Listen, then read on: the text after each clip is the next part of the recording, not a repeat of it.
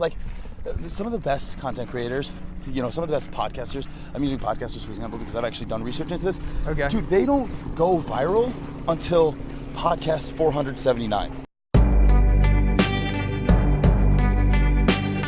Welcome to the Marathon Mile. This is mile 13, and welcome my guest Neil Vacker. Thank you for having me. I'm very excited to do this. I'm very excited to have you. And the theme to this is we all have a brain, so you are just as important as everybody else to be a part of that discussion. I appreciate that, John.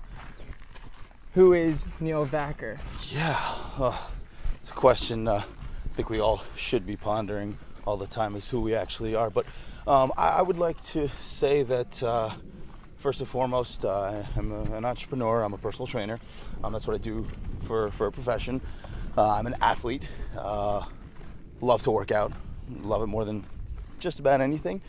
Fascinated by the optimization of performance, of human performance. I want my goal in life is for everybody to be able to access their own personal greatness. There's two options to these episodes. Talk to me. It's like a game. Okay. Option 1. I have a topic on an index card, the mystery topic. Option 2 is you could choose a topic if you have one in your head, but it comes at the price of a 26.20 donation for the miles of a marathon. I love it. Okay, how about we do this? How about we do the mystery topic and I'll still donate? Sure. Let's do that. Oh, I get to open it. Wow, okay, let's see. What is this? Mile 13. Mental health and work. I like that. Let's do it. One thing that I don't like is when people talk about how hard they work. And obviously that's a very, very generalized statement. Yes. But I think that if you're somebody who is on a mission, who has a vision, yes, you inevitably should be working hard, and you should honor yourself enough to not have to preach that to everybody. Yeah. If that kind of makes sense. Really, really, as cliche as this is, it's really all play. Like I'm on a permanent vacation ever since I graduated college. I love the fact that you said that. Right. Because this is a big thing I have on my mind. I hate how work is marketed in our society. Okay, yeah, keep going with that. Yeah, that's cool discourse. America seems to have this general point of view that work is something that we need to do for a 9 to 5, Monday through Friday, just to get to the weekend, just to get home, to pay the bills, to put food on the table. And yes, there's a lot of truth in that. But think about work marketed that way, somebody slaving through the day to get home to their family, and then think of work marketed, think of a guitarist, a guitar maker. Mm-hmm. And he gets the pieces of oak and he's shaving it down, mm-hmm, and he's arranging a instrument, right, and tuning it. Right. Viewing work in this context makes you think this person is practicing a craft. Mm-hmm. Mm-hmm. Right. He's an artisan. Right. And if more of us treated work that way, then I think it would be a game changer for not just America, right, but for mankind. Right. Okay, so I completely understand exactly what you're saying there, but I don't want to put words into your mouth. So what exactly is that way that you think people should view work? You mean how can we get there? How can we get there, and what exactly is that way? Specifically. So one way we can get there is by stop rushing each other. Okay. Take your time. Okay. This is your assignment. Mm-hmm. No rush. Mm. We all like the negative bias route. What if they take their time and abuse their time and be complacent and don't get their work done? Mm-hmm, mm-hmm. Well, they get fired. Right. Easy. Right. It's not rocket science. Right. Absolutely. And then the converse is you can enjoy your day, right, because you don't have any stresses to get the job done. What's the rush? Right. Because you know, I think that could really set your nerves off is this word that businesses use a lot, which is continuous improvement. Yeah, but where does that end? Right. It's really just a constant cycle. Right. And what we need to do is stop rushing, because there's no destination. It's just the journey Right. of sitting down and practicing your craft. Right. What I've found for me to be both at my happiest and most productive, okay, Yeah. is that I need to be in what's called a flow state, right? A flow state it's a moment of ego death, right? It's Okay. moments where you've lost complete sense of who you actually are because there's complete full immersion into the craft that you're doing, right? You know, it's very common amongst athletes, when I was a soccer player, for example, I was generally always in a flow state, so I was not thinking about anything else but the craft right then and there. Okay. It's a moment where it's timeless. You've lost all sense of time. We need to strive to be in those states, right? Now, like you said, how put each other in those states and keep each other there. Right. Yeah. No, absolutely. Yeah. For us to come up with prolific quality output, right? Like good quality work, okay? That is fulfilling, right? We need to get into a state of deep focus. Like, for example, like yesterday, I was at Starbucks and I was really trying to work on whatever project it was that I was trying to work on. It was an Amazon listing, actually, and I really want to get into some keyword research, and I really wanted to get into optimizing the picture. And at the Starbucks, between the text messages and the people just talking, somebody saying hello to me, which it's all good. I don't have an issue with someone saying hello to me. Exactly. But it inhibited my ability to get into that state of deep focus. Yeah. And then that optimal human experience where you're in flow, where you feel the joy, where you feel the fulfillment, where you feel the craftsmanship, that gets obliterated, or even any opportunity to get into that doesn't exist. So it does not have to hurt. Okay? Like, I almost think that, I don't know, maybe it is the ego, maybe it's just the sense that, okay, if we are redlining it, we are doing something right. But what if it's self-sabotaging, right? Like, we not only want to do things right, meaning do them to our best, but we also want to do the right things. But for us to feel fulfillment, there's got to be immersion and there's got to be quality output. Well, if it's the journey that's important, but we're worried about output, where is that balance? I just think that when you do worry about making sure that the end result is good, it creates a nice positive feedback loop, because then you have more inclination to get into that journey. I'll get a 16-year-old male client, and he wants to do the work in terms of fitness, right? Okay. But he has no clue why. So he'll go on Instagram and he'll see some bodybuilder or some fitness model on the beach with a bunch of girls, and that'll be his, for that day, that'll be what he wants, right? But then he's a soccer player, but so, his dad and his coach are telling him he needs to be faster, right? How can you enjoy a work experience when you don't even know why you're doing it? So what I do is I make just projects that I want to do. And then through those projects, I have no idea what I'm gonna learn or what I'm gonna pick up along the way. But I do. Like, say if I wanted to learn how to use a hammer. Okay. Right? You're not going to learn how to use a hammer if you pick up the hammer and watch a YouTube video on learning how to use a hammer. Like, the way you learn how to use a hammer is you're doing a project. Right. You're doing a project where you need to nail a board together to make a skateboard ramp. Yes. And then all of a sudden it's like, oh shit, I need to understand. I need to buy a hammer and use it because it's going to be dependent on me putting together the skateboard ramp. Right. And then all of a sudden, you may actually fail the first few nails that you try to hit in. Right. And then that's it. Then by the end of the project, you have the skateboard ramp together. Right. But then you also have a hammer in your tool bag. Yes.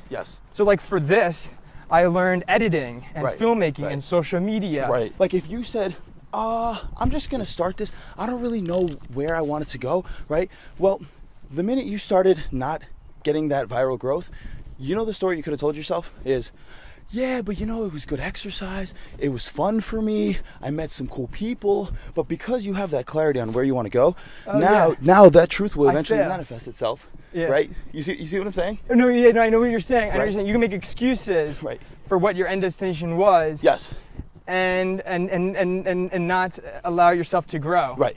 By having this subconscious, no matter what, I'm staying on this path. Yeah. It makes the experience that much more fulfilling. That's just what I think. So the thing about the project is you have this end destination, and that sense of completion is huge. Mm-hmm. Because there is a YouTuber called Elle Mills. She had YouTube fame, everything she wanted. Mm-hmm. It was like a year or two in, Mm-hmm. and she was like tired of it and burnt out, and Mm-hmm. she didn't feel the creative juices brewing. Mm-hmm. This is what a project does, is if you have something like build a skate ramp, right. then when the skate ramp is done, celebrate its completion. Right. But when you have this like infinite, it's just deadly because it's just psychologically poisoning. A goal without a date is a dream. There's nothing wrong with dreams. Dreams are awesome. Dreams are what gets everything started in the first place. Yeah. But like you're saying, like yes, that's what it is. You need to have a date. Or some kind of measurable that defines the end. It may Yes. not be time, it could could also be Episode number. yeah, Right, exactly. Right. And it has to matter. Like you have to tell yourself that it matters because it does matter. Right. Yeah. So, and then that's another thing, right? Is that's a mental habit one should get into so that their work experience is optimized. Is creating significance, creating your own personal significance. Right. Okay. I mean, we have sovereignty of thought, so as long as we can create that right perspective, so like you can think whatever you want to think, and because you can think whatever you want to think, you can create whatever perspective or narrative in your story, in your mind about whatever it is that you're doing, right? Yes. So there's so many days where I'll wake up and the story I'll tell myself is, I fucking hate what I'm about to do, whether it's running this business or training my clients. Yeah. And then I say, wait a second, no, I don't. Yes. I love it. I actually do love it. That happens to me all the time. Right? Yeah. Yeah, And yeah. I think that's exactly what trips people up in the journey. Oh, absolutely. I think it's the biggest thing. I think that's it. I think we should focus right there. Right. Yeah. On For the just a story. little bit. Absolutely, on the story that you tell yourself. I mean, it's important. Perspective, right? Sovereignty of thought allows you the freedom to create whatever story it is that you want about your human experience, subjective, not objective, but subjective human experience. Yes. Right? To create the reality that you wish to create. Yeah. You know, I mean, You're speaking poetry right now. right? Yeah. I took my brain supplements, so there's a lot of pros here. Nice. Emotions will follow after the thoughts. This concept of logic and emotions in my mind. Logic, I use a lot. Emotions, like, is kind of whatever for the most part, but if the two sync up, then it really means a lot. Mm-hmm. So like, for instance, there could be times where I'm emotionally tired, but I use logic to navigate me to the end. Mm-hmm. If the emotions aren't in place. Great example. You may ask, oh, aren't my emotions always correct? Well, no.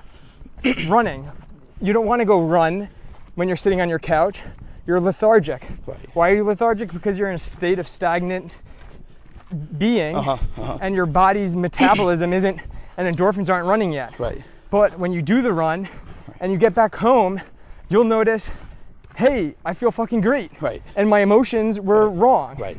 So, like, just an easy example of how your emotions aren't right. And in fact, they may not be right a lot of the time. Mm-hmm. And then in the future, you don't, you don't forget that. Yeah. You don't just find yourself on the couch feeling shitty again and then ignore the fact that you just discovered this realization that emotions aren't right all the time. Yeah. And I think that's a big one, is not forgetting. Right. Mel Robbins, 5-second rule. When she had to go out and speak in front of a lot of people, right? Instead of telling herself the story, I am nervous, she would say, I'm excited, I'm excited, I'm excited, I'm excited, right? And That's a great one. Right. So we have to take it upon ourselves to live into the feeling, right? The emotion is just a sensation. That's inevitable. We can't control that. But the feeling, right? So what I said is like, I intend to feel connected. I intend to feel prosic, right? Meaning like I can speak with pros, right? I intend to feel confident, right? And by envisioning and telling myself the feeling that I wish to have, I will live into that despite my emotions in that state. So there's so much. The word work has so many dimensions to it. That's for sure. And I think the beauty to it is the fact that we can't tell you all the answers. You have to find the truth for yourself. That's absolutely for sure. That was very Socratic there, but it is absolutely true. And I think that's a lovely truth, because that means in order for you to figure it all out, you have to figure it out. Right. But definitely listen. Right. Definitely listen, because there's tons of information out there, and and also don't just listen, but actually try it. Like, you can just run an experiment for a week where you try something that's working for somebody else, and you'll find it either works for you or half of it works, and you take that half and you leave the noise out. Work not only doesn't have to suck, but actually work, if you want to call it that, work can, and I'm going to go off on a limb and say should be awesome. Right? It should. It should. And it could. And it relies on us to get us there. Yeah, absolutely. I would absolutely have to agree with that.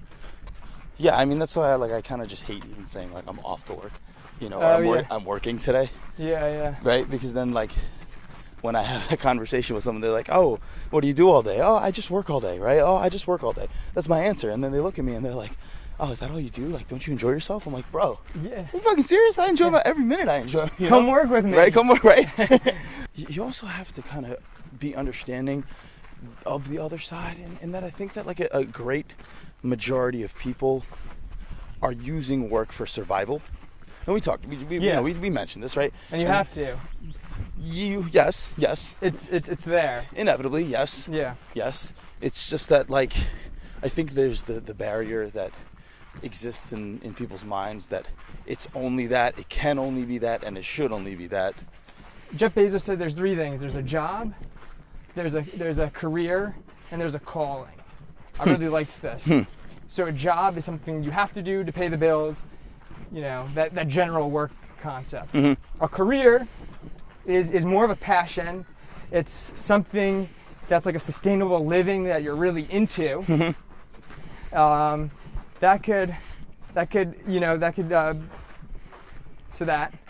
then a calling is something that finds you. Yep. Absolutely. You don't control that. It finds you, slaps you in the face, and says, "Be right here." But you have to listen to that. Exactly. That's something that, because there's so much noise, it's easy to not listen to that. I mean, think about the prototypical Indian male or female. They are told that they have to be a doctor. For some reason, I just can't believe that that's everyone's calling. Yeah. I can't believe. And my advice to people who like don't have a career or can't make money off of their career yet would be, and I'm just 25 years old, so what the fuck do I know? Yeah. But I would say, well, don't frame it like that. And Gary talks about this too. You have a job, right? Get whatever the fuck job you can get. It could be working at Burger King, which is the cliche, whatever, or it could be whatever you can get your hands on, and work that during the day. But then when you come home, do one session of work on whatever the fuck else you want to do.